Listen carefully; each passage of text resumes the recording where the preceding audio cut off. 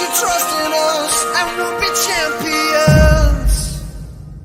또 이렇게 시간 내주셔서 너무 감사하고, 오늘은 다른 어떤 것보다도 그냥 제가 어떻게 뉴스킨을 만나게 되었는지, 그리고 뉴스킨을 만나서 어떤 삶을 살아가고 있는지를 그냥 저의 이야기를 조금 나누려고 해요. 그래서 좋은 시간 되셨으면 좋겠습니다. 여러분, 혹시 질문 하나 하겠습니다. 행복하세요? 네, 뜬금없는 질문이시죠? 마음속으로 한번 대답해 보시기 바랍니다. 혹시 5년 전과 지금 달라진 게 있으신 분 있으신가요? 네. 그리고 또 5년 후의 삶은 혹시 기대가 되시는 분 계신가요? 오늘 세미나가 끝날 때쯤 다시 한 번 더 이 질문이 내 마음속에 또 답이 되었으면 좋겠습니다. 행복해 보이죠? 저는 지금 울산에선 한 남편과 또 세 아이의 엄마로 아주 행복하게 살고 있는데요. 저도 이렇게 뉴스킨을 하기 위해서 태어난 사람은 아니겠죠. 3년 전 처음 뉴스킨을 만났을 때 제 모습 한번 보여드릴게요. 저를 찾으실 수 있으시겠나요? 네, 못 찾으실까 봐 제가 이렇게 동그라미를 한번 해봅니다. 어떤가요? 되게 많이 예뻐졌죠? 네. 그런데 지난 만 3년이란 시간 사이에 제 삶에 진짜 엄청난 일들이 많이 일어났었거든요. 그 삶이 어떤 건지 오늘 이 시간 좀 나눴으면 좋겠어요. 네, 저는 원래 꿈이 좋은 엄마가 되는 거였고, 저희 남편의 꿈은 좋은 아빠가 되는 거였어요. 그래서 저희는 결혼했을 때 아무런 조건 없이 서로 이 마음이 너무 마음에 들어서 결혼을 하게 되었고, 제가 좋은 엄마와 좋은 아빠가 되기 위해서는 좋은 베이비가 또 태어나야 되겠죠. 그래서 저희가 결혼을 하고 이제 4개월 만에 임신을 하게 되고, 이렇게 첫 아이를 출산하게 됐는데, 어떤가요? 너무 귀엽죠? 네. 네, 귀엽죠. 사진의 어떤 특징을 좀 보실 수 있으신가요? 네, 보시면 아이가 다 울고 있습니다. 첫 아이고, 제 주변에 아무도 결혼한 사람이 없었고, 또 저희 엄마도 출산한 지 너무 오래돼서 왜 그런지 모르겠다고 얘기하시더라고요. 그런데 저희 아이를 너무 잘 키우고 싶은데, 이 아이가 늘 불편한지 계속 울어대는 거예요. 그런데 제가 옆집 아줌마한테 묻고 싶지 않았어요. 우리 아이의 미래를 내가 모르는 아줌마한테 묻는다는 게 좀 이상하다는 생각이 들었었고, 또 네이버에는 또 묻고 싶지 않았었거든요. 왜냐하면 네이버에는 댓글을 다는 분들이 다 초등학생이라고 하더라고요. 그래서 저는 이 아이가 왜 우는지 너무 궁금해서 아이가 잘 때 그 시간마다 도서관에 가서 이렇게 육아에 관련된 책을 읽기 시작했고, 이렇게 한 개씩 책을 읽으면서 아이를 이해하다 보니까 제가 책의 재미에 빠져버린 거예요. 그래서 제가 첫째를 키우는 그 1년의 육아 시간 동안 100권의 책을 읽게 되거든요. 대단한가요? 그만큼 간절했다는 거겠죠. 이 아이가 크면 클수록 또 다른 문제들이 일어나는 거예요. 또 왜 이런 일이 일어나지? 이걸 해결하기 위해서 제가 계속 책을 읽다 보니까 책을 읽게 되었는데, 진짜 신기한 건 이때부터 제 인생이 많이 바뀌는 것 같아요. 육아책을 읽기 시작했는데 아이가 성장하면서 자녀 교육책이 궁금해지기 시작했고, 그러면서 경제, 사회, 문화 쪽으로 책이 넓혀지는 걸 경험하게 되었거든요.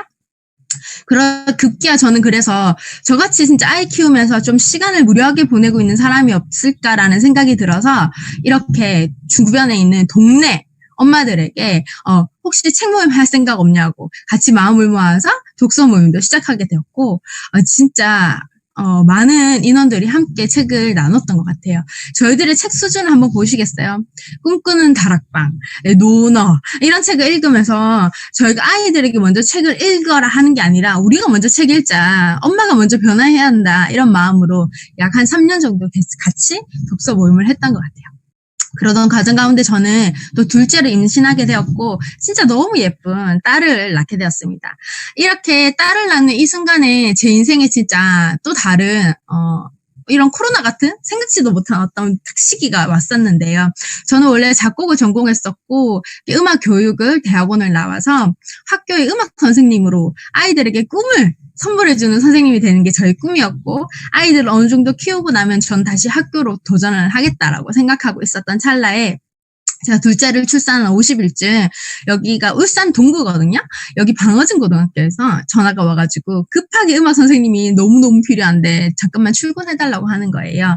저희 출산한 지 얼마 안 된 개인적 사정은 계속 얘기 드렸지만 아이에게 젖을 주러 왔다 갔다 해도 되니까 수업만 제발 해달라는 교감 선생님 말을 들으면서 너무 간절하신갑다라는 생각이 들어서 제가 2주만 잠깐 학교에 복귀한 적이 있었거든요. 근데 이때 제가 생각했던 선생님의 모습은 이런 모습이었죠. 아이들이 너무 사랑스럽고 존경받고, 근데 제가 갔던 학교 현실은 진짜 이런 거였어요. 아이들이 눈에 초점이 없고 뭐가 꿈인 줄도 모르고 몰라요라는 대답만 하고 전혀 행복해 보이지 않는 거예요. 그러면서 제가 느꼈던 게 뭐냐면은 내가 이 아이들의 인생을 바꿔줄 수가 없을 수도 있겠다라는 생각이 들었어요. 왜냐하면 제가 책을 읽으면서 깨달은 게 부모가 바뀌지 않으면 절대 자녀가 바뀌지 않는다는 걸 알게 되었고, 제가 그동안 진짜 고등학교, 대학교, 대학원까지 나오면서 좋은 선생님이 되기 위해서 준비했던 것들이 어쩌면은 이게 나의 허황된 꿈일 수도 있겠다라는 생각이 들면서 굉장히 이 2주의 시간을 보내고 나서 깊은 좌절감에 빠지기 시작했어요. 내가 평생에 나의 꿈은 이거라 생각하고 달려왔는데, 그런데 그 꿈이 사라진 기분? 너무나도 힘들었던 것 같아요. 그럴 때 이 학교에서는 이렇게 가르쳐 주죠. 좋은 학교 들어가서 열심히 공부해라. 좋은 직장 잡아서 열심히 일해라. 버는 한돈에서 아껴 쓰고 저축하고 모은 돈으로 집 만들고 또 그 집 대출을 또 평생 갚는 거. 그러면서 그냥 좋은 데 학교 취직하고 또 좋은 데 가고 했더니 별거 없더라. 그러면서 내가 앞으로 어떻게 살아가야 하지? 그리고 우리 아이들은 그럼 어떻게 살아가라고 얘기해야 되지? 라는 고민들이 빠져들기 시작했죠. 그러면서 학교는 그저 사람들에게 돈을 위해 일하라고만 가르치고 돈이 우리를 위해서 일하는 것을 절대 가르쳐 주지 않는다는 것에 대해서 제가 깊이 깨닫게 되었어요. 그래서 평생 일만 하다가 삶을 마감해야 되는 게 나의 삶이라는 게 너무 슬펐고, 그것이 우리 아이들의 삶이 돼야 된다는 게 또 너무 슬펐어요. 워린 버핏이 또 이런 얘기하죠. 잠자는 동안에도 돈이 들어오지 못한다면 너 죽을 때까지 일할 거야. 정말 끔찍한 이야기인 것 같아요. 이런 또 엘빈 토플러라는 미래학자가 우리나라의 교육 현실을 보면서 진짜 미래가 없다. 입시 교육 이제 아니다. 상상력과 창의력을 키워야 된다. 주입식 교육은 이제 희망이 없다라는 말을 계속 하고 있었어요. 그런데 더 이런 상황들을 봤을 때 이렇게 우리 아이들 손에다가 또 스마트폰이 쥐어지는 거예요. 그러면서 어느 순간 밥을 먹을 때 아이들이 스마트폰이 없으면 밥을 못 먹는 환경이 되면서 저도 모르게 아이에게 계속 이런 것들을 보여주게 되면서 점점 더 이 뭔가 아이에게 생각할 수 없는 상황과 환경으로 뭔가 가고 있다라는 상황이 되면서 되게 답답한 마음이 들기 시작했어요. 그래서 저는 이 둘째 아이가 한 100일쯤 됐을 때 저희 남편에게 심각하게 여보 내가 어떻게 살아가야 할지 희망이 보이지 않아. 나를 위해서 육아휴직 한 번만 써주라고 부탁을 하게 됐던 거죠. 저희 남편은 울산의 현대중공업에서 일을 하고 있었거든요. 그런데 현장지에서 일하고 있었던 사람이기 때문에 그것도 누구도 한 번도 용기 있게 육아휴직을 낸 사람이 없다라고 하더라고요. 그럼에도 불구하고 저의 상태가 너무 좋지 않았기 때문에 저희 남편이 진짜 처음으로 이 육아휴직을 냈고 이렇게 저희는 제주도 가서 정말 꿈과 같은 시간을 보내게 되었어요. 이곳에서는 자연과 접해지면서 아이들이 이제 스마트폰을 보지 않아도 정상적인 삶을 살아가게 되었고, 그러면서 또 이렇게 좋은 공기와 좋은 자연 속에서 진짜 행복해지는 저희 자신을 보면서 제가 생각하게 되었죠. 내가 학교로 돌아가지 않겠다. 그리고 우리 아이들 학교로 보내지 않겠다라는 꿈을 꾸기 시작했어요. 그러면서 학교에 있는 공부를 그대로 집으로 가지고 오는 게 아니라 내가 우리 아이들에게 내가 책을 읽으면서 인생이 변한 것처럼 이렇게 여행을 하면서 내가 생각들이 바뀌어지는 것처럼 독서와 여행을 통해서 내가 홈스쿨 해야 되겠다라고 생각했어요. 그래서 우리 아이들이 막 세계 인재 이런 건 아니지만 적어도 자신이 꿈이 뭔지 행복이 뭔지를 알아가고 깨달을 수 있는 건강한 아이가 되었으면 좋겠다라고 생각을 했고, 저는 이렇게 독서 여행으로 멋진 홈스쿨을 해야 되겠다라는 마음을 가지고 1년 육아휴직을 끝내고 이렇게 울산으로 다시 돌아오게 됩니다. 그런데 그렇게 현대중공업이요. IMF도 없었던 도시라고 하더라고요. 그럼에도 불구하고 저희가 돌아왔을 때 이런 기사들이 뜨기 시작하는 거죠. 그러면서 월급이 반토막 나기 시작하는 것들을 보게 돼요. 저는 이런 현상들을 보면서 저희 남편에게 여보 중공업 경기가 앞으로 너무 어렵대라고 얘기하니까 무슨 소리 하는 거야? 절대로 그럴 일이 없다고 확신을 하는 거예요. 근데 저는 이 2030 대담한 미래 최윤식 박사님 책을 읽으면서 이 한국 조선 산업에 대한 내용을 책을 보게 되거든요. 너클렛 형상으로 앞으로 5년에서 10년 이내에 상당수가 구조조정될 거라는 거예요. 그래서 매출과 이익이 반토막 나게 될 것이다. 제가 이 책을 읽는 순간 저희 남편의 말을 들을 것이냐, 이 책의 미래학자의 말을 믿을 것이냐 고민했었던 거죠. 그러면서 저는 남편의 말을 믿지 않고 이 책을 믿기로 했습니다.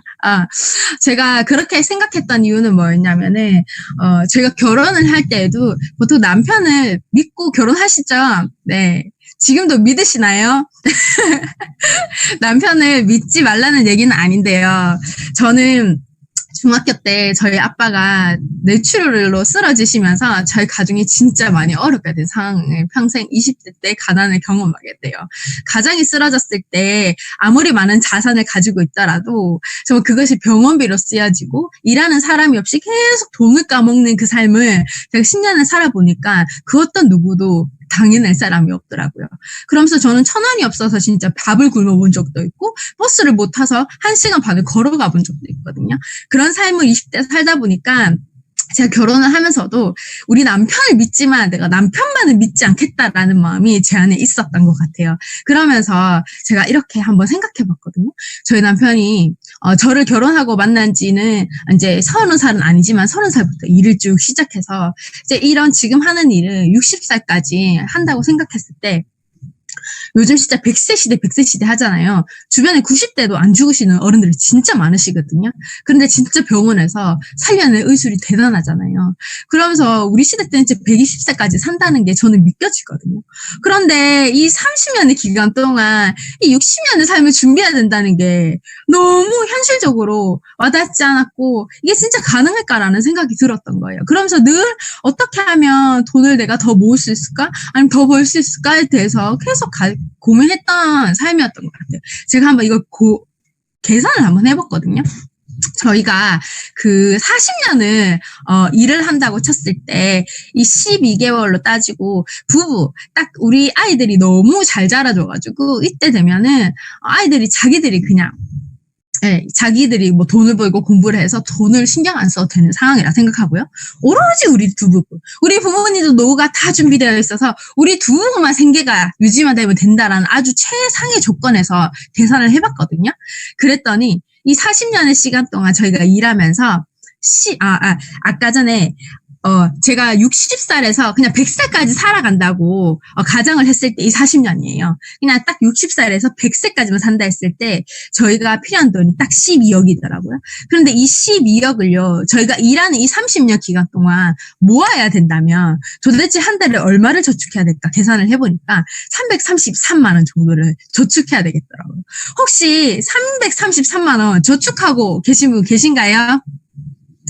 저는 33만 원도 저축하기 힘들더라고요. 그러면서 생각했어요. 아이를 키우는 이 과정에서 돈이 진짜 많이 드는데?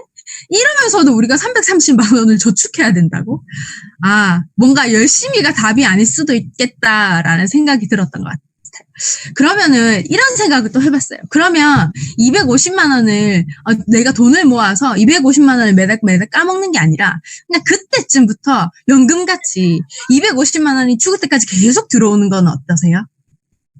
저는 이걸 월세 같은 돈으로 생각했거든요. 근데 전문가들이 말하는 게 이걸 권리소득이라고 얘기하더라고요. 보통 제가 생각하는 그 월세 같은 돈, 이자 같은 돈이라고 생각했어요. 뭔가 제가 돈을 모아서 은행에 돈을 넣으면 그 이자로 받는 돈. 그리고 또 집을 사서 제가 개인적으로 이 월세를 돌렸을 때 진짜 월세비를 받는 그 주인과 같은 월세 소득비? 그런데 또 다른 것들이 있더라고요. 박진영처럼 음원을 만들어서 그 음원이 다운될 때마다 받는 음원 소득이 있고요. 또 이렇게 이지성 작가처럼 책을 한번 썼더니 이 책이 팔려나갈 때마다 받는 이 인쇄 소득도 있고요. 또 백종원처럼 프랜차이즈 사업을 해서 이 로열티 수입을 받는 권리 소득도 있다는 것을 제가 알게 되었어요. 그러면서 제가 이 부자 아빠, 가난 아빠라는 책을 다시 한 번 더 읽기 시작했거든요. 이 책은 제가 아이를 육아하면서 읽었었는데, 그때는 제가 보이지 않는 것들이 이런 어떤 위기들이 오기 시작할 때 이 책이 다시 읽혀지는데, 다시 다른 내용들이 보이기 시작하더라고요. 그러면서 제가 어떻게 하면 권리소득 같은 돈을 벌 수 있을까라는 고민을 하면서 이분의 책을 읽기 시작했는데, 이분이 이 책에서 가르쳐주고 있는 그 부자들의 비밀이라는 게 있거든요. 그것을 이 책에 폭로했기 때문에 완전 베스트셀러가 됐어요. 이분은 원래부터 부자였던 분은 아니었는데, 그 자신의 친아버지는 좀 가난한 마인드, 아까처럼 학교 다니고 좋은데 취직해라라는 아빠의 마인드였고, 또 친구의 아빠는 굉장히 부자시고 시간적으로도 여유 있는데 늘 부자신 거예요. 그런데 이 부자 아빠의 가르침은 자기 친아빠의 가난한 아빠의 가르침과 너무 다른 거예요. 그래서 이분이 고민을 하다가 이 친구 아빠의 가르침을 따라 살게 되었더니 진짜 이분이 30대 때 이 백만장자가 되었다는 거거든요. 그러면서 이분이 부자가 되어서 이 상황을 보니까 부자들끼리 아는 어떤 비밀이 있더라는 거예요. 그거를 이 책에 폭로한 내용이 바로 이 현금 흐름 사부면이라고 보시면 됩니다. 전 세계 직업을 이 딱 4가지로 나눌 수 있거든요. 뭐냐면 월급 받는 직장인, 그리고 스스로를 고용한 자영업자, 그리고 삼성, 현대 같은 기업을 설립한 그 사업가분들, 그리고 워린 버핏처럼 하루에 몇 억씩을 투자해도 끄떡없는 투자가들이 있대요. 그런데 이 왼쪽에 있는 직장인 자영업자분들이 95%의 사람들이 있고요. 이 오른쪽에 있는 투자가들이 5%의 사람들이 있는데, 이 95%의 사람들은 전 세계 5%의 돈을 가지고 있고, 이 5% 있는 사람들이 전 세계 95%의 돈을 가지고 있다는 거예요. 그래서 왼쪽에 너희들이 있으면 절대로 부자가 될 수 없을 뿐만 아니라 너희 평생 일해야 될 거야. 먹고 사는 것만 해결하기 위해서 급급하다가 삶을 마칠 수도 있어라고 얘기하는 거예요. 그렇기 때문에 진짜 삶을 살고 싶다면 오른쪽으로 넘어와라 라고 얘기하는 거죠. ES 사부면을 비교했을 때 직장인들은 보통 안정성을 추구한대요. 그냥 꼬박꼬박 내가 출근하면 딱 정확하게 들어오는 돈. 그리고 이 자영업자분들은요, 누구에게 고용되는 게 싫어. 나는 내 스스로 내가 나를 독립시켜서 내가 벌고 싶은 만큼 벌 거야 하는 분들이 여기 자영업자분들이 많으시거든요. 또 이렇게 사업가랑 자영업자가 두 분 다 사장님이시기 때문에 헷갈리시는 분들이 있으시죠. 자신이 시스템이 되어서 내가 문을 닫고 열어야지만 돈이 들어오고 1년 동안 그 자리를 절대 비워서도 안 되는 그런 자리라면 자영업자 사장님이시고요. 그런데 삼성처럼 이건희 회장이 아파서 병원에 누워 있어도 자산이 계속 더 커지고 부자가 되어가는 분은 이 비사부면에 있는 사업가로 보시면 되는데, 이 두 사람의 특징이 뭐냐면 왼쪽에 있는 자영업자 사장님은 시간이 너무 없어요. 네. 그런데 이 오른쪽에 있는 사장님은 시간이 여유가 있으시다는 거죠. 그런데 사업자가 되는 게 가장 좋지만은 이 평범한 우리 직장인과 자영업자는 한 번도 사업가가 되는 교육을 받아본 적이 없는 거예요. 그래서 이 왼쪽 사부면에서 오른쪽 사부면으로 가기가 너무너무 어렵더라는 거죠. 그래서 이 로버트 기요사키라는 분이, 이분은 부동산으로 부자가 되신 분이거든요. 그래서 오른쪽으로 넘어갈 수 있는 방법 3가지 가르쳐 주겠다. 너희가 삼성 같은 기업, 애플 같은 기업 만들어봐라는 거야. 불가능하죠? 그러면 그런 기업을 사보래요. 그 주식 살 돈도 없죠, 우리가. 그랬을 때 마지막으로 평범한 너희가 오른쪽으로 넘어갈 수 있는 방법, 네트워크 마케팅을 하라라는 글이 딱 쓰여져 있는 거예요. 이 책에서 네트워크 마케팅이라는 걸 제가 처음 읽게 되었거든요. 그래서 저는 책을 통해서 네트워크 마케팅을 알게 되었기 때문에 감사하게 선입견이 없었던 것 같아요. 제가 이 책을 읽고 알게 된, 또 책을 통해서 배운 네트워크 마케팅을 한번 설명드리도록 할게요. 저희가 항상 뭐든지 이렇게 물건이 필요하면 물건을 사게 되어 있죠. 만드는 사람이 있고 사는 사람이 되어 있는데, 이때까지의 유통의 구조는 총판, 도매, 소배 여러 가지 복잡한 그런 유통 구조를 거쳐가지고 제 손에 이렇게 들어오게 되었거든요. 그런데 이제 시대적으로 2000년 정도 되었을 때 이제 어떻게 되냐면은, 여러분 기억나세요? 저희 80년대, 90년대 때 초반 때까지만 해도 저희 집의 냉장고가 제 키를 넘어서지 않았었거든요. 그래서 그냥 동네 슈퍼에 가서 새우깡을 사오든 뭐든 햄을 사오든 그냥 그때 사와서 먹는 게 편했던 시기였는데, 2000년 되면서 저희 나라가 이제 막 강대대국이 되면서 갑자기 세탁기 이런 냉장고가요, 제 키보다 커지게 됐고요. 또 냉치 냉장고라는 게 있으면서 보관하기 되게 좋은 환경이 되기 시작한 거예요. 그러면서 어느 순간 코스트코, 홈플러스 이런 것들이 생겨나게 된 거죠. 누가 저기까지 운전해서 저렇게 많은 걸 사와라고 생각을 했었었는데 그렇게 사는 사람들이 많아지기 시작한 거예요. 왜냐하면 보관할 수 있는 장소가 생겨나기 시작한 거죠, 집에서. 그러면서 사람들이 조금이라도 더 운전해서 더 많은 것을 값싸게 살 수 있는 이런 대형마트, 홈쇼핑, 인터넷 쇼핑으로 유통의 흐름이 흐르다는 거예요. 그러다 보니까 어떻게 됐나요? 동네 슈퍼들이 사라지기 시작했죠. 그런데 이제는 또 어떤 시대냐면요. 짠, 여러분. 이 스마트폰이 생겨나기 시작하면서, 이제 진짜 생산자와 소비자가 직거래하는 직구 형식의 유통이 시작됐어요. 이제 소비자가 똑똑해지기 시작해지면서 가격 경쟁에서 이제 네이버에 내가 원하는 가격을 치면은 원하는 그 물건을 치면은 가격이 쫙 나오죠. 그래서 내가 가장 싸고 좋은 것들을 선택할 수 있는 그런 시기가 되었다는 거예요. 만약에 1번, 2번, 3번 중에 여러분은 아기 기저귀를 산다면, 분유를 산다면 어떤 걸 사시겠어요? 그런데 이 똑같은 제품이지만 세 번째는 바로 직거래이기 때문에 훨씬 원가도 좋고 소비자는 더 싸게 제품을 받을 수 있다는 특징이 있는 거예요. 예. 그랬을 때 대부분 사람들이 바로 직거래를 할 수밖에 없죠. 더 가격이 싸고 질 좋은 것을 가질 수 있으니까. 이게 바로 네트워크 마케팅이라는 거예요. 그런데 이 네트워크 마케팅이 어떻게 나에게 그 경제적 부를 가져다 주느냐라는 걸 이해하려면 플랫폼 비즈니스를 이해하셔야 되거든요. 여러분 혹시 카카오택시 타본 적 있으시죠? 택시가 보유하고 있는 이 카카오택시에서 보유하고 있는 택시량이 몇 대인 줄 아세요? 한 대도 없어요. 쿠팡 오늘도 주문하셨죠? 쿠팡에서 만들고 있는 물건이 몇 개인 줄 아십니까? 네, 한 개도 없습니다. 배달의 민족 주문하고 계시죠? 배달의 민족에서 음식을 만들고 있는 게 몇 개일까요? 네, 한 개도 없어요. 오로지 이 물건이 필요한 고객과 이 또 고객이 필요한 이 회사를 연결시켜 준 게 카카오택시고 쿠팡이고 배달의 민족이거든요. 그래서 이들은 어떠한 그런 게 없어요. 물건을 내리거나 이런 게 없는 거예요. 그냥 중간 역할만 하는 그런 거죠. 그러면서 이 플랫폼 비즈니스가 돈을 버는 거예요. 회사에서 로열티를 받고 또 고객에게 로열티를 받으면서 이 중간 역할을 했다는 것만으로도 돈을 받는 게 플랫폼 비즈니스거든요.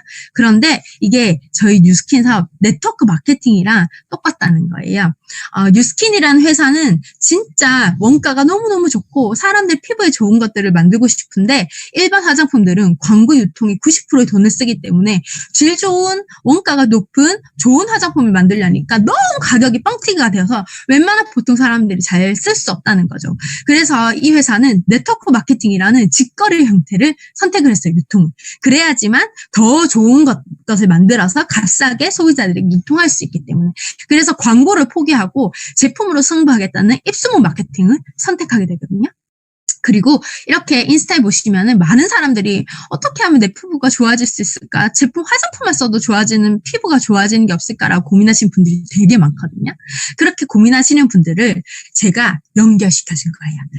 뭐가 플랫폼 비즈니스인가요? 네, 뉴스킨이 아니라 제가 플랫폼 비즈니스가 되어서 뉴스킨 회사처럼 정말 피부를 좋아지게 만드는 값싸고 질 좋은 화장품을 원하는 고객을 연결시켜 줬다는 것만으로도 제가 여기에 로열티 수수료를 받게 되는 거거든요. 그래서 나를 통해서 뉴스킨을 쓰는 모든 사람이 뉴스킨의 회원이 아니라 나의 회원이 된다는 거고요. 이 회원이 곧 나의 자산이 되고 나의 자녀에게 상속도 되게 되어 있고 우리나라에서 이것을 인정해주고 있거든요. 그래서 저는 이거 안 할 이유가 없겠다. 많은 사람들이 앞으로는 네트워크 마케팅 유통의 제품들을 쓰겠다라는 생각이 들었고 그래서 저는 이제 네트워크 마케팅을 해야 되겠다라는 생각과 함께 여러 가지 회사를 알아보게 되었거든요. 그런데 그 여러 가지 회사를 알아보던 중에 이런 것들을 알게 되었어요. 불법적으로 한 네트워크 마케팅이 있고 합법적으로 한 네트워크 마케팅이 있구나라는 걸 알게 되었어요. 그러면서 제가 어떤 걸 알게 되었냐. 회원 가입을 할 때 돈을 내라라고 하는 게 있다면 불법입니다. 네, 그리고 사업을 하기 위해서 너가 얼마 정도의 제품을 사야 돼라고 무조건 사야 되는 포인트를 딱 정해놓은 회사가 있죠. 그러면은 그 회사도 B입니다. 네, 그리고 환불 제도도 있어야 되고 재고 부담 절대 없어야 되고요. 무점포여야 되는데 점포를 내서 거기에 물건을 쌓아두라라고 한다면 그것도 B라고 보시면 됩니다. 그런데 또 여러 가지 회사를 알아보던 저 가운데서도 제가 암땡땡이라는 회사 사장님이 추천해준 이 부자 아빠 비즈니스 스쿨이라는 책을 알게 돼요. 이분이 이 책을 읽으면은 사업을 결정하는데 편할 거라고 얘기하시더라고요. 그래서 제가 이 책을 읽게 됐는데, 이거는 로버트 기요사키가 사람들이 계속 왜 다단계를 하라 그래라는 어떤 그런 편견 속에 있다 보니까 이 사람이 따로 내가 부동산으로 부자가 되었지만 왜 네트워크를 하라고 하는지 내가 정확하게 얘기해 주겠다 하면서 이 책에서 다시 이 네트워크 관련해서 따로 책을 언급하고 있거든요. 그런데 이 책을 읽고 제가 처음에 딱 생각났던 사람이 있었어요. 제 주변에 많은 네트워크 하시는 분들이 있었지만 그 중에서 뉴스킨 사업을 하고 있는 지금의 제 스폰서 사장님은 강선영 사장님이 딱 생각이 난 거예요. 강선영 사장님 누구시냐면 아까 그 책 모임 있죠? 책 모임에서 이렇게 저와 같이 책 모임을 하던 울산 친구거든요. 그런데 이 책에서 어떤 문구를 보고 제가 이 친구에게 전화를 하고 되었냐면, 이 책에서 네트워크 마케팅의 제일 첫 번째 가치는 삶을 변화시키는 교육 시스템을 가지고 있다는 거예요. 이 삶을 변화시키는 교육 시스템이 뭐냐면, 결국은 오른쪽 사보면 넘어가려면은 사업가가 돼야 되는데, 사업가는 이런 것들을 가지고 있다는 거죠. 성공에 대한 태도, 리더십 기술, 커뮤니케이션 기술, 사람 관리 능력, 두려움, 의심, 자신감, 결여를 극복하고 거절에 대한 두려움도 극복되고 돈 관리도 잘하고 투자 기술, 책임 능력, 시간 관리 능력을 갖춘 사람이 사업가가 되더라는 거예요. 그런데 우리 평범한 사람들이 이런 사업가가 하루아침에 내가 뉴스킨을 선택했다고 바로 사업가가 될 수 있는 건 아니잖아요. 그렇기 때문에 이런 것들을 가르치는 좋은 시스템이 되어 있는 회사를 선택하라. 그래서 다른 것 어떤 것도 좋지만 파는 것에 집중하지 않고 사람의 성장에 집중되어 있고, 한 사람의 인간으로서 발전시키는데 우선적인 목표를 두는 네트워크 회사라면 안심해도 좋다라는 문구를 보게 됩니다. 그러면서 이 사업은 내가 잘 파는 게 중요한 게 아니구나. 파는 거는 세일즈고요. 그게 아니라 내가 진짜 오른쪽 사분면으로 진짜 사장님다운, 리더다운 사람이 되어갈 때 나에게 이 자산이 따라오는 일이고, 이것을 위해서 교육 시스템이 잘 되어 있는 회사를 선택해야 되는 게 가장 중요하구나라는 걸 제가 알게 되거든요. 그래서 리더가 되는 교육 사업이라는 거를 제가 인식하게 돼요. 그러면서 이 책에서 진정으로 사람을 강하게 만드는데 또 재건하는 데 주력하는 시스템, 회사 시스템이나 제품 판매보다 직원 교육 프로그램에 주안점을 두는 네트워크 마케팅 회사, 이런 문구들을 봤을 때 아까 전에 정말 그 늘어진 티를 입고 저랑 같이 정말 육아를 하던 그 친구가 제가 제주도로 간 그 기간 1년 동안 이 뉴스킨 사업을 시작하게 된 걸 제가 알게 되거든요. 그런데 카스에서 이 친구를 봤을 때 너무 정말 다른 외적으로 내적으로 달라진 어떤 느낌들이 이 카스를 통해서 느껴지기 시작하는 거예요. 그래서 제가 뭔지는 모르겠는데 내 주변에서 네트워크 마케팅을 하고 삶이 진짜 변하는 사람이 누굴까라고 생각했을 때 이 친구가 바로 생각이 났어요. 그래서 저는 이 비즈니스 스쿨 책을 가지고 바로 이 친구에게 전화를 걸어서 밤 11시에 찾아갑니다. 그래서 제가 이 책에서 이야기하는 회사가 너희 회사인지 한번 궁금해라는 이야기를 하게 되었고, 그 자리에서 제가 세미나를 초대를 받게 돼요. 제가 세미나를 가게 돼서 알게 된 뉴스킨 회사는요, 화장품 회사만 줄 알았는데 화장품도 유통하고 건강식품도 유통하고 있었고, 그리고 또 뭐 전기나 앞으로 자동차도 들어오는 여러 생활 필수품들 같은 것도 유통할 수 있는 빅플랜이 또 있고요. 또 너리시도 칠드런이라고 전 세계 기아를 종식시키기 위해서 너무 좋은 이 선한 일도 하고 있더라고요. 그러고 또 보니까 뉴욕 증시에 상장돼 있는 거예요. 우리 보통 뉴욕 증시 상장돼 있다고 하면 그게 뭐라고 얘기할 수 있지만, 지금 또 코로나로 인해서 진짜 많은 증시들이 난리가 났다고 뉴스에서 계속 보도되고 있죠. 뉴욕 증시에 상장되어 있는 회사들이 삼성도 뉴욕 증시에 상장되어 있지 못하다는 거 알고 계십니까? 그만큼 정말 까다롭고 엄청난 기준에 부합되어야지만 이 증시에 상장될 수 있는데, 이 회사가 뉴욕 증시에 상장되어 있고 또 패전식이라고 엄청난 1년 동안 성장한 기업에게 마지막으로 종을 올릴 수 있는 기회를 주는데 그걸 벌써 5번이나 한 거예요. 이걸 보는 순간 이 회사 진짜 대단하네라는 생각했어요. 저는 그냥 다단계 네트워크 마케팅 그냥 이렇게 생각했었는데, 뉴스킨이라는 회사가 진짜 글로벌하고 멋진 회사라는 걸 알게 되었고, 이미 입소문만으로 35년 동안 55개국에 진출되어 있다고 한다면 믿고 내가 여기서 일해도 되겠다라는 생각이 들었거든요. 그리고 그럼에도 불구하고 제가 제품이 별로였다면 이렇게 열심히 못했을 것 같아요. 왜냐하면 저는 양심을 걸고 사업을 할 수 있는 사람이기 때문에 별로 안 좋은 제품을 팔아라 한다면 제가 이렇게 열정을 낼 수 있을까? 근데 저는 아기를 키우는 엄마였고 그런 아기 엄마들 자연드림 잘 가시죠. 어떻게 하면 더 좋은 것만 골라서 우리 아이들 먹이고 발릴 수 있을까라고 고민했는데 이 회사의 슬로건이 좋은 것만 있고 나쁜 거 없다라는 슬로건인 거예요. 그래서 평생 우리가 발라야 되는 화장품이 정말 안 좋은 것이 들어가면 안 된다. 사람에게 유행한 어떤 그 나쁜 것들은 우리가 하지 않겠다라는 그런 철학을 가지고 지금까지도 이 철학 속에서 제품을 만들고 있는 것이 너무 마음에 들었어요.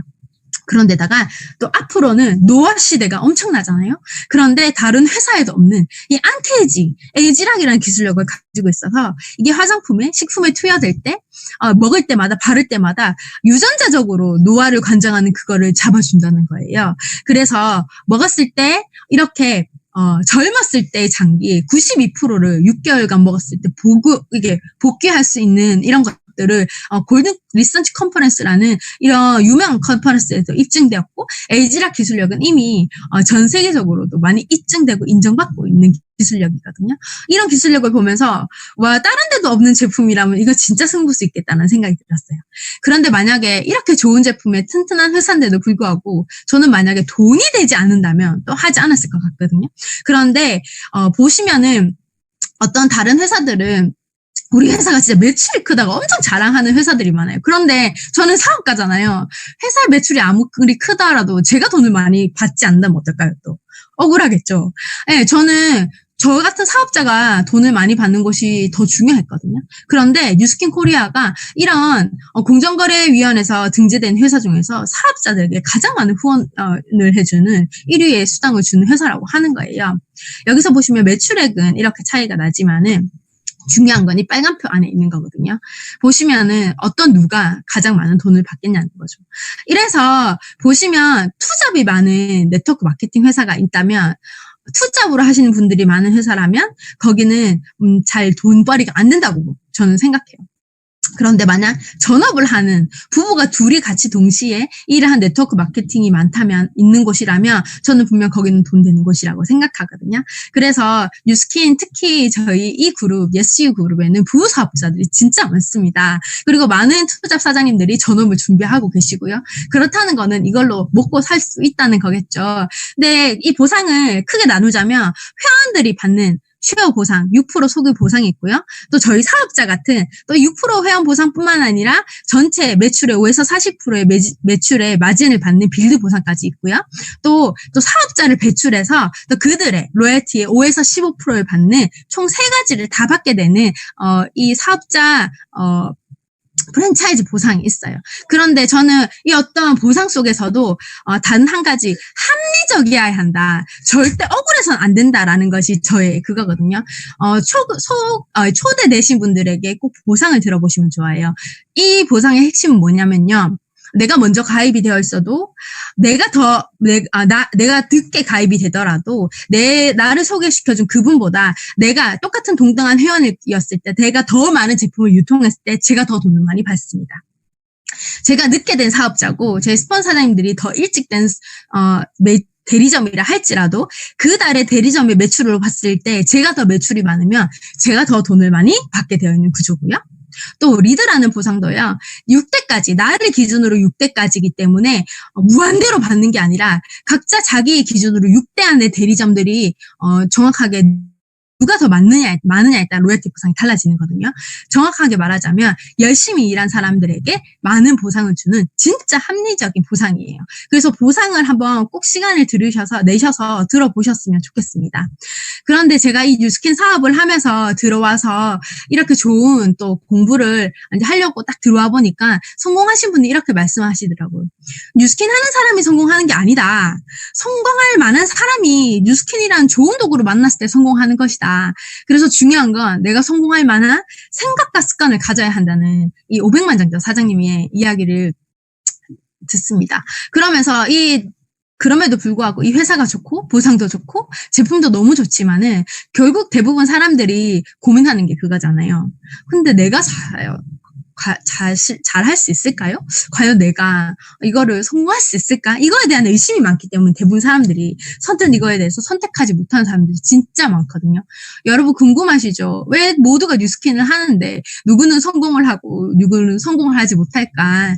아까 전에 말한 비즈니스 스쿨 책에 핵심이 나와 있어요. 대부분 사람들이 이 사업을 하려고 처음 뛰어들었다가 금방 그만두신 분들이 진짜 많거든요. 그 이유가 뭐냐면 그들이 이 최고 자리는 맥시멈이 없어요. 그냥 어느 누구나 도전이 가능한데 이거를 많은 사람들이 기꺼이 오지 못한 이유가 너무 빨리 포기하기 때문이라는 거죠. 여러분 성공하는데 1년이면 된다는 곳이 있다면 거기는 진짜 사기입니다. 만약에 3년 만에 내가 진짜 백만장자, 억만장자가 돼서 나 진짜 삼성 같은 기업가가 될 수 있겠다. 그런 것도 있을 수 있겠지만 저는 시간이 걸린다고 생각해요. 어떤 가치 있는 일이든 내가 변화되는 데 있어서는 시간이 정말 필요하다는 거죠. 그러면서 이 왼쪽에 있는 사람들은 보수를 받지 못할 것 같으면 일을 하려 들지도 않는다는 거예요. 뭔가 초기에 이 사업을 알아보겠다 하고 시간을 투자하고 이렇게 세미나를 듣고 뭔가 배우기 시작했는데 액션은 굉장히 많아지는데 들어오는 돈이 초기에는 작은 거예요. 왠지 내가 이거 돈이 안 될 것 같아요 하고 그만두신 분이 또 많다는 거죠.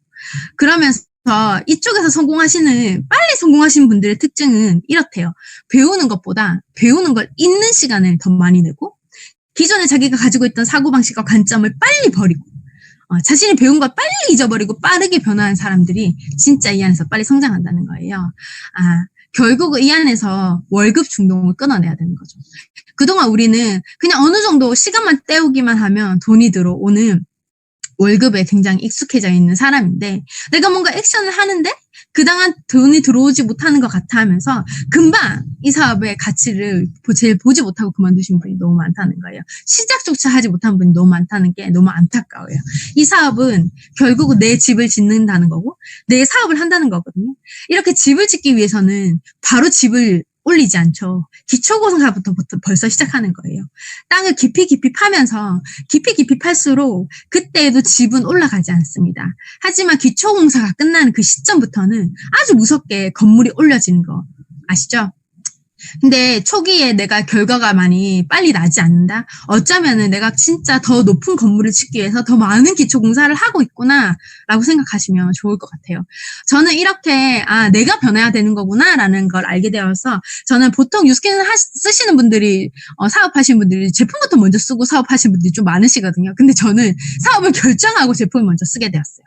그런데 놀랍게 여기 제품력이 진짜 악건성이었고 전혀 화장품을 쓰지 않는 제 피부를 이렇게 놀랍게 만들어 주었고요. 저 이 안에서 진짜 아까처럼 기초 공사를 하기 시작했어요. 뭔가 목표를 설정하기 시작했고 공부하라는 거, 책 읽으라는 거, 세미나 들으라는 거 보이지 않는 결과들 있죠. 여기서는 팔 잘 파는 법을 가르쳐 주지 않더라고요. 그러나 계속 내가 내 자신이 변화해내는 법들을 가르쳐 주었고 이 시스템 안에 담겨지면서 제가 점점 더 성장함을 느끼게 되었고 또 그렇게 성장한 저에게 또 좋은 기회로 이렇게 강의할 수 있는 자리까지 마련해 주시더라고요. 그러면서 이렇게 강의도 하면서 다른 사람을 가르치는 사람도 되었고요.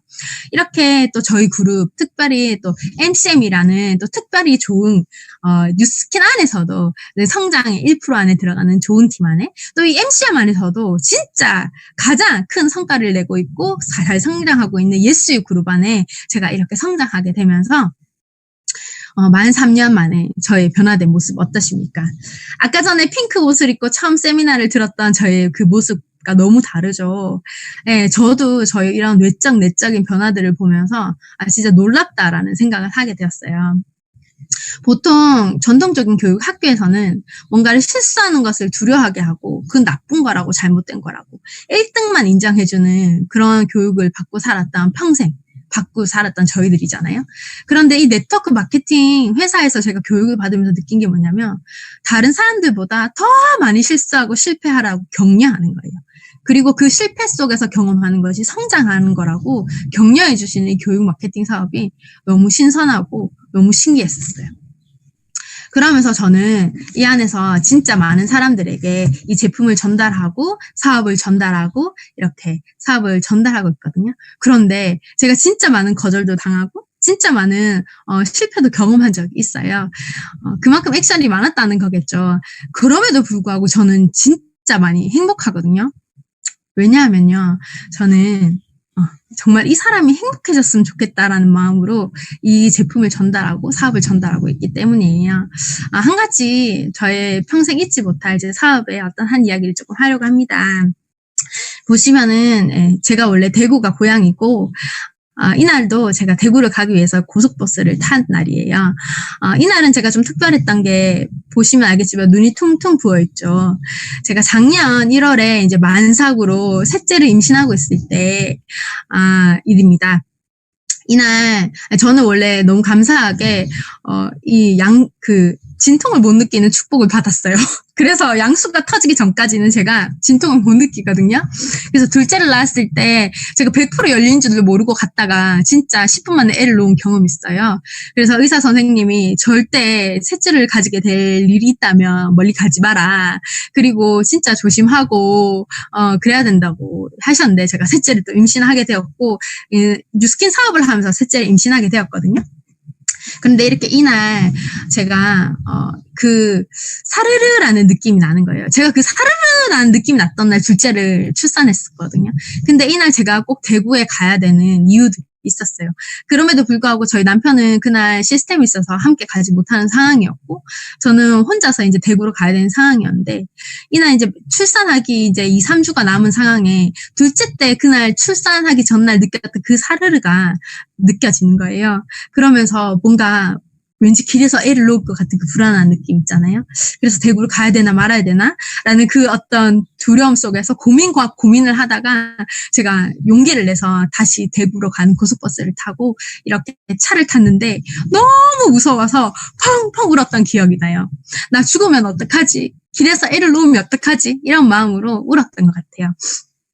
제가 이렇게 그럼에도 불구하고 이날 대구로 가게 되었고 감사하게도 이날 애를 놓지 않고 무사히 울산에 왔거든요.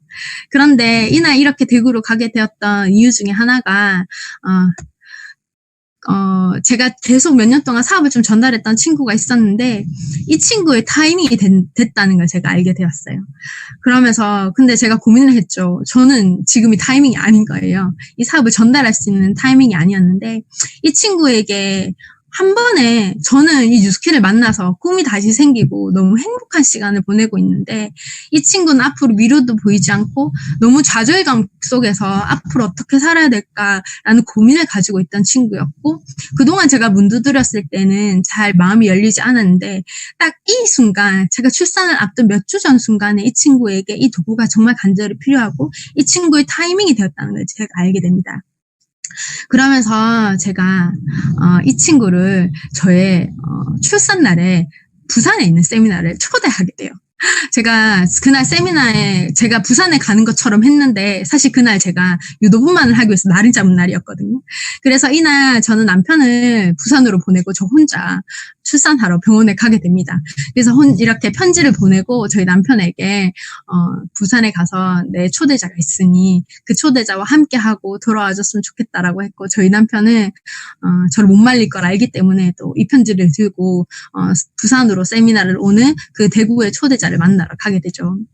그래서 저는 우여곡절 끝에 이날 오후 3시에 애를 놓게 되고 저희 남편 다행히 5분 전에 도착해서 탯줄을 끄게 되었습니다. 예. 지금은 이분이요 이렇게 멋지게 사업을 하고 계시거든요.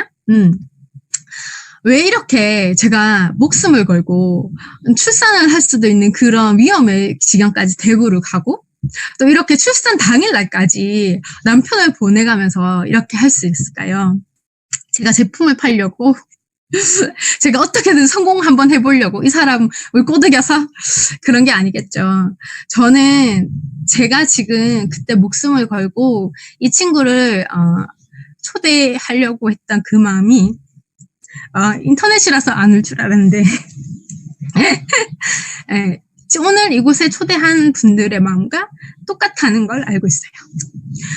나는 이렇게 좋은 도구를 만나서 이제 나만 열심히 하면 정말 정당한 대우를 받고 이렇게 내 삶이 나아가고 저는 지금 코로나를 만났는데도 불구하고 너무 감사한 게 지금 부부 사업자를 하고 5 가족이 이 뉴스킨을 통해서 먹고 살고 있는데 지금도 저희는 지장이 없거든요. 제가 진짜 만 3년 동안 열심히 일한 그 결과라고 생각해요. 그런데 지금의 바깥에 있는 사람들은 그동안 열심히 일했던 것들에 대해서 너무 어려워하고, 특히 자영업자분들 정말 이때까지 너무 열심히 사셨는데 그런 것들을 너무 힘들어하는 것들을 보면서 진짜 저도 지금 너무 마음이 아프거든요. 그래서 그런 마음에서 사람들이 오늘 저의 세미나를 초대했다고 생각해요. 제가 그때 목숨 걸고 이분을 초대하고 지금 이렇게 사업자가 될 수 있었던 거는 정말 이 사람이 행복했으면 좋겠다. 이 사람이 정말 사랑하는 사람을 지킬 수 있는 이 도구를 만나서 행복했으면 좋겠다라는 그 마음이 전해졌기 때문이라고 생각하거든요. 뉴스킨의 성공의 법칙은 다른 어떤 게 아니에요. 물건을 많이 파세요? 다른 사람을 꼬드겨서 당신 성공하십시오라는 법칙이 아니라 다른 사람들을 성공할 수 있도록 많이 도와주는 것. 그래야지만 내가 성공할 수 있는 시스템으로 디자인되어 있거든요. 그래서 나만 잘 먹고 잘 사는 게 아니라 나와 함께하는 사람들이 행복하고 그들이 꼭 성장하고 성공해야지만 성공할 수 있는 시스템으로 만들어졌기 때문에 많은 사람들이 이렇게 어려운 시기에 진짜 이 사람이 행복했으면 좋겠다. 사랑하는 가족을 지켰으면 좋겠다라는 마음을 가졌기 때문에 저는 오늘 이 온라인 세미나에 여러분들을 초대했다고 생각해요. 정말 예쁘죠. 전 진짜 예쁘고 너무너무 감사하게 너무 예쁜 아이들을 선물로 주셨어요. 그런데 제 아이가 이렇게 사랑스럽고 소중한 만큼 많은 사람들의 아이도 소중하다는 걸 저는 이 사업을 통해서 알게 되었고, 저희 부모님이 소중한 걸 아는 만큼 그분들의 부모님도 소중하고 지켜내야 될 분들이라는 거를 제가 알게 되었거든요.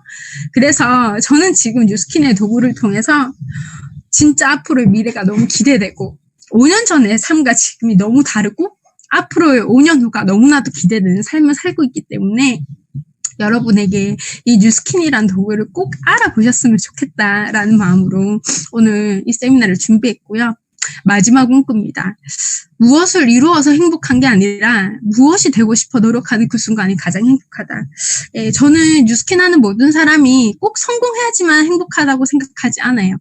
지금 아무것도 이루어지지 않는 이 순간에도 많은 사람들이 행복을 느끼는 이유는 이 사람이 이걸 써서 피부가 좋아져서 행복했으면 좋겠다. 이 사람이 이 건강식품을 먹어서 몸이 건강해져서 행복했으면 좋겠다. 이 사람이 이 사업을 만나서 정말 경제적인 어려움을 겪지 않아서 행복했으면 좋겠다라는 마음으로 제품을 전달하고 사업을 전달하고 있기 때문에 그 마음이 변하지 않는 한 저희는 사업하는 모든 순간이 행복한 순간이거든요. 그래서 여러분도 저희의 이런 진심을 한 번 더 받아주시고 이런 세미나를 앞으로 계속 몇 번 들어보셔서 이 일이 진짜 어떤 일이길래 이렇게 사람들이 나에게 일어나라는 것들 조금 한 번 더 생각해 보시고 정말 평생 일대에 올 수 있는 이 기회를 놓치지 않으셨으면 좋겠고 정말 코로나로 어려움 겪지 않으시고 건강하시고 다음에 또 좋은 기회 배웠으면 좋겠습니다. 네, 감사합니다.